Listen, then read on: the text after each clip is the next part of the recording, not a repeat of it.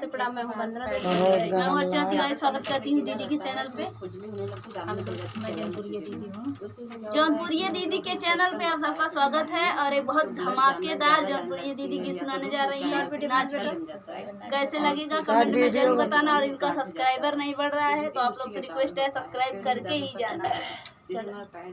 पुदीनावा हो तो है चटनी बनाई बई, पुदीना हो तो है चटनी बनाऊ बई, गुड्डू के चटऊ बई, निर्मला के चटऊ बई, गुड्डू हो तो है चटनी बनाई बई, पुदीना हो तो है चटनी बनाऊ बई, पुदीना हो तो है चटनी बनाऊ बई, कमला के चटऊ बई, बबलू के चटऊ बई, कमला के चटऊ बई, बबलू के चटऊ बई, पुदीना हो तो है चटनी बनाई बई, पुदीना हो तो है चटनी बनाऊ बई, सुनील के चटऊ बई, उषा के चटऊ बई, सुनील के चटऊ बई, उषा के चटऊ बई, पुदीना हो तो है चटनी बनाऊ बई, पुदीना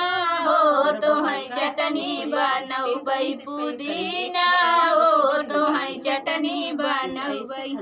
और आप लोग से रिक्वेस्ट है कि इस नाम पे आप लोग गलत मत समझना, ये इनके घर का नाम है, अपने घर का नाम है, हमारे भाभी लोग के और भैया के, अपने भैया भाभी के नाम लिए हैं। तो आप लोग से रिक्वेस्ट है चैनल को सपोर्ट